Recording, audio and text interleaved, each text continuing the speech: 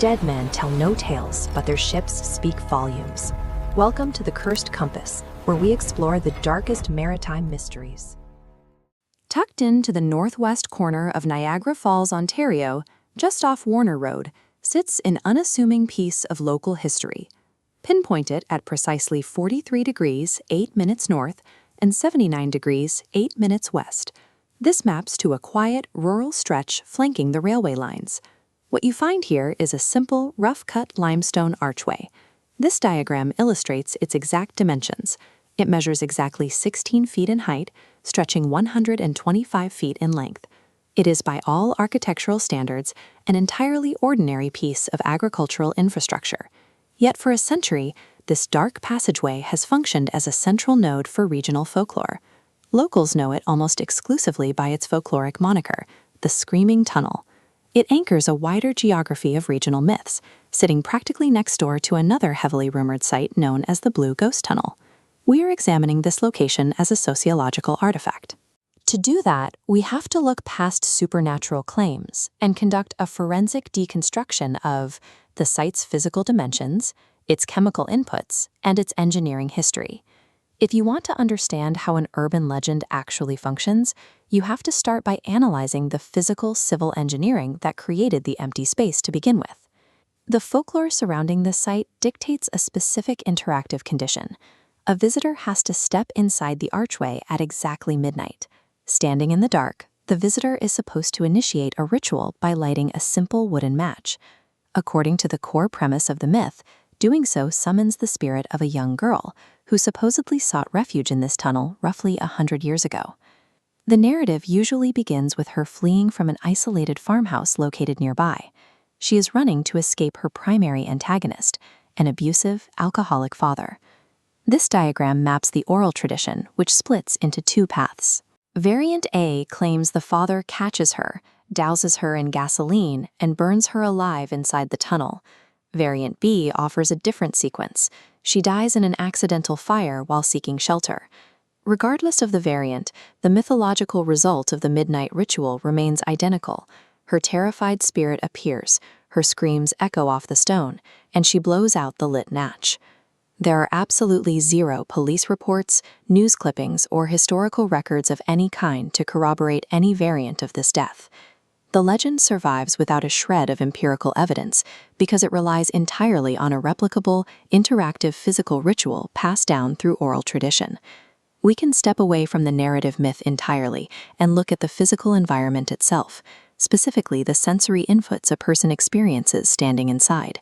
Almost every visitor reports the exact same environmental anomaly, a highly distinct, unpleasant scent.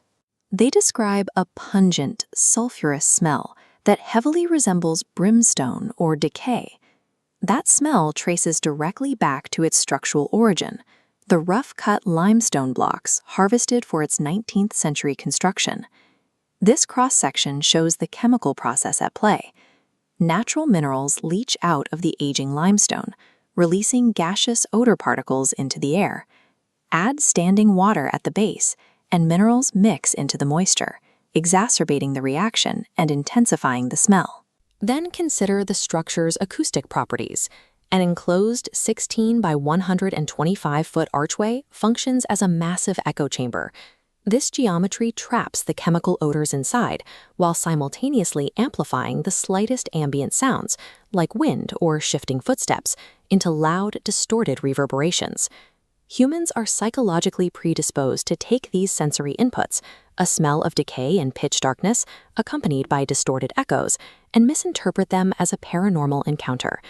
The ghostly experience is a verifiable sensory illusion produced by the intersection of 19th century limestone chemistry, structural acoustics, and human pattern recognition.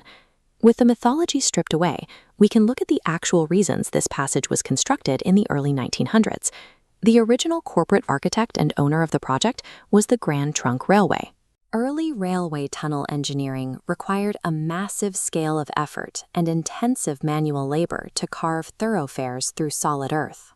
The Grand Trunk Railway built this specific archway to accommodate a brand new north-to-south railway line.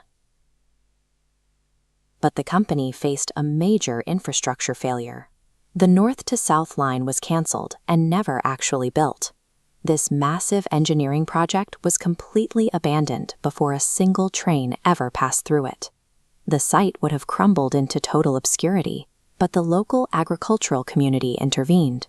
The farmers repurposed the empty archway, assigning it a new primary utility as a massive drainage tunnel. It functioned perfectly to route excess water from nearby farmlands safely underneath the active overhead tracks and down into the valley below.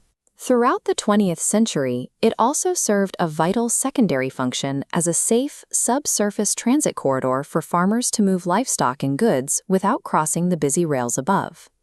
The Screaming Tunnel only survived demolition because local farmers successfully repurposed a corporate infrastructure failure into a functional agricultural utility.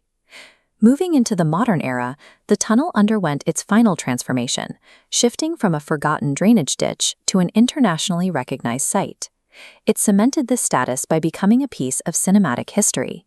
In 1983, the dark, atmospheric passageway was selected as a primary filming location for a major Hollywood thriller. The film was director David Cronenberg's adaptation of Stephen King's novel, The Dead Zone. This cinematic exposure externally validated the local folklore. Putting the physical location on screen transformed a highly localized rumor into a permanent tourist destination. Today, it is fully integrated into public recreation, serving as a prominent pass-through point for hikers traversing the Bruce Trail. This evolution fits perfectly into the broader geography of the Niagara region, an area with a long history of projecting grand myths onto its natural and industrial landscapes. Despite the absolute absence of a single police report regarding a screaming girl, it appears across travel blogs, paranormal television segments, and regional hiking maps. The Screaming Tunnel demonstrates that when physical infrastructure outlives its corporate utility, the resulting empty space is often reclaimed by a self-sustaining mythological narrative.